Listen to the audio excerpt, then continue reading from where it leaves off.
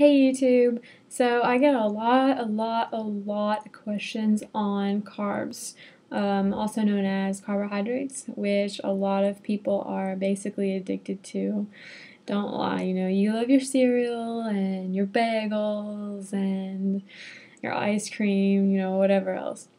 And there's a lot of speculation about carbs being specifically like bad or, good versus bad carbs. And there's a bunch of people who are scared of carbs. And then, of course, there's the Atkins diet, etc., etc. You know what I'm talking about, and you know who you are. So, what I want to do is give a little rundown here, like a really simple way of talking about it. This is not going to be super in depth, but just enough, okay? So first off, there's two kinds of carbs. They're right, the good and bad carbs, if you want to label them like that. The first kind of carbs are simple. And when you think simple, you need to kind of think like your sugars, your straight sugars, like white rice, Skittles, gummy bears, those kinds of things. Okay, and they're usually most of the time, the simple ones are more like white in color. And then there's your complex carbs, and they are more brown, whole wheat, like your whole wheat toast, your raisin bran. Vegetables are always complex. And the difference between those two is that the simple ones, when they hit your bloodstream, they just like poof, they hit you, and you get like a really fast sugar rush. So think you just went out for frozen yogurt. That will be your simple carbs. Your blood sugar spikes, insulin levels shoot through the roof, and that usually causes some fat storage. And that's why a lot of people refer to these as the bad carbs, is because you don't only get that sugar rush and then you get a crash, but your blood sugar goes so high that you end up storing fat and you're not full. They don't fill you up, so you eat more. And that is where it comes into play, where people usually gain weight with these kinds of carbs. Donuts, I know those get a lot of talk about. You go to the office and your coworker has a bunch of donuts out there, and you're just like, oh my god, carbs. Okay, so what if you went to the office and your coworkers had whole wheat bagels there? That would be complex carbs. And the difference between the donuts and the bagels is that when you eat the bagel, the whole wheat bagel, not the white bagel, if that was an option, you eat the whole wheat bagel, right? And what happens is your body is like, cool, it's going to take a while to break down these carbs because they're so complex. You've got to break them down. It takes longer. Your blood sugar does not spike. So it's a very easy kind of release into your bloodstream. You don't get the sugar rush, you don't get a crash, and you're fuller longer because it's releasing slower. So those are some examples and just the basic definition of the different kinds of carbs. The next thing you might not need to know, but I'm going to go into it just a little bit. You might want like a pencil to do this with, maybe a calculator if you're bad at math. But I already did the calculations. I have it on a little piece of paper in front of me, so hopefully I'm not going to screw this up. Alright, so there's 4 calories per a gram of carbs.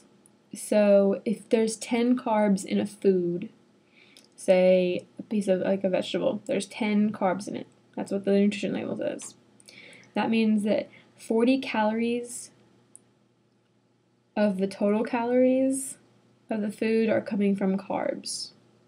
Okay, so whatever the number is on your nutrition label under total carbs, you times by 4, and that's how many calories are coming from carbs in that item.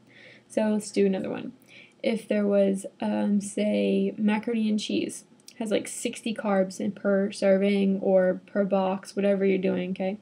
Total carbs says 60 on it, times by 4, that's 240. So 240 calories from that food are coming from a carbohydrate source. And then this is where you guys need to pay attention because I get a lot of questions about it. How many carbs do you eat a day? Depends on what your calorie intake is. It is not based on some number that you pull out of the air, or what your friend is eating, or what your mom was eating, or what your dad thinks you should be eating. It's what you're eating and then a percentage of that.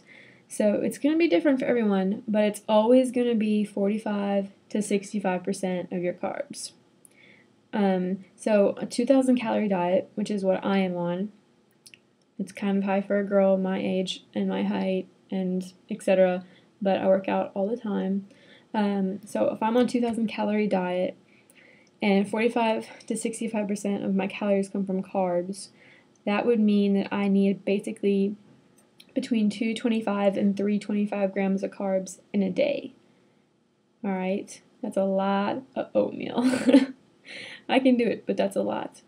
So for most of you out there who are watching this and you're into the weight loss thing, your trainer, your doctor, or even yourself, you might have yourself on a 1,500 calorie diet, and that would mean that about 165 to 250 grams of carbs for you a day. That's good. The minimum is 165, and the max would be about 245.